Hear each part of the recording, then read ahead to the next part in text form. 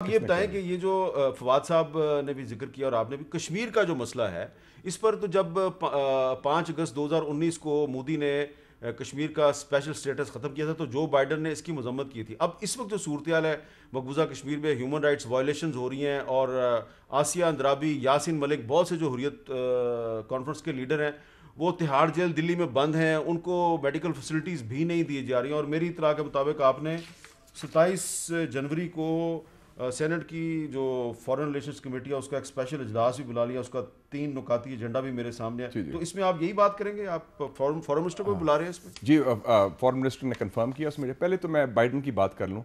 ये बड़ी खुशाइंद बात है कि सदर जो बाइडन, उन्होंने खुल के टिका के बयान दिया कश्मीर के हवाले से और कहा हिंदुस्तान ये बंद करे ये ह्यूमन राइट्स वायलेशंस, और उसमें जो हिंदुस्तान का सिटीजनशिप अमेंडमेंट एक्ट है और नेशनल रजिस्टर ऑफ सिटीजन है जो तकसीम के बुनियाद तासुब की, उसका भी खात्मा हो।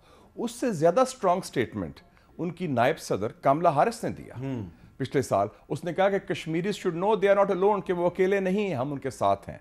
फिर एक और हिंदुस्तान निजात की एक कांग्रेस वुमन है प्रेमिला जायपाल, उन्होंने रेजोल्यूशन पेश कर दिया कांग्रेस में, और बल्कि इंडियन फॉरेन मिनिस्टर ने इनकार कर दिया उनसे मिलने से। तो इस वक्त पहली दफ़ा एक ये सोच आ रही है। हमें देखिए जी, आपको ये खुशी होगी कि सेनेट में हमने पिछले 2 महीनों में 2 रेजोल्यूशंस पास की जो मैंने खुद ड्राफ्ट किए थे।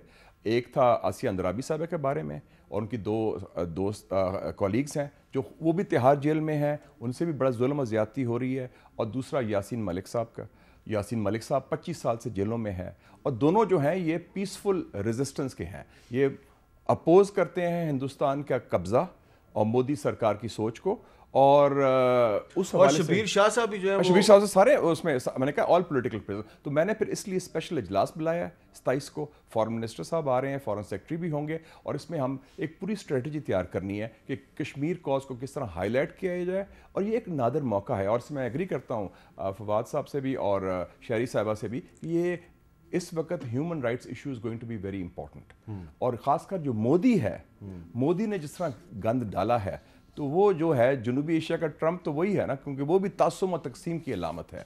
और उसकी सोच वो ट्रंप वाली सोच थी। और उसने कहा था सितंबर 2019 में ह्यूस्टन में हाउडी मोदी इवेंट में कि अब की बार ट्रंप सरकार, उसने तो इंडोर्स कर दिया था। हाँ, अच्छा, अब मैं एक सवाल करना चाहता हूँ शहरी रहमान साहबा से। शहरी रहमान साहबा, आपको क्या लगे बाइडन के प्रेसिडेंट बनने के बाद अमेरिका की भारत के बारे में जो पॉलिसी है उसमें कोई तब्दीली आएगी?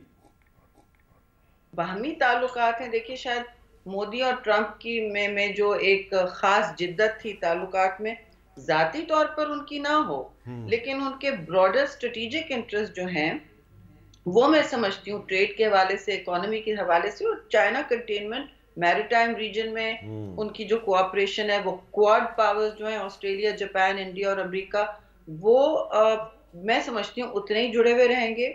और थोड़ी सी बातचीत शायद हो जाए, थोड़ी स्टेटमेंट बाजी हो जाए कश्मीर के हवाले से, ह्यूमन राइट्स के हवाले से, लेकिन एक्चुअल पॉलिसी चेंज उनका इन चीजों पर बाय पार्टिजान है। इस वक्त अमेरिका में माहौल तो यही है।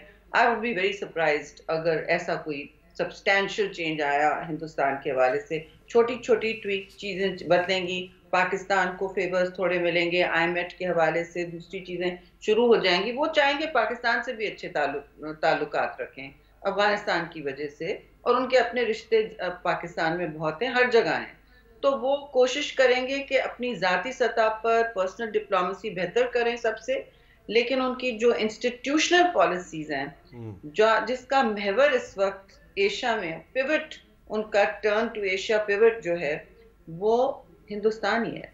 अच्छा, नहीं समझती हूँ कोई तब्दीली आएगी। अच्छा, बहुत बहुत शुक्रिया शहरी रहमान साहबा। फवाद साहब, आप एग्री करते हैं शहरी रहमान साहबा से कि हिंदुस्तान के बारे में जो बाइडन की पॉलिसी है उसमें कोई बड़ी तब्दीली नहीं आएगी?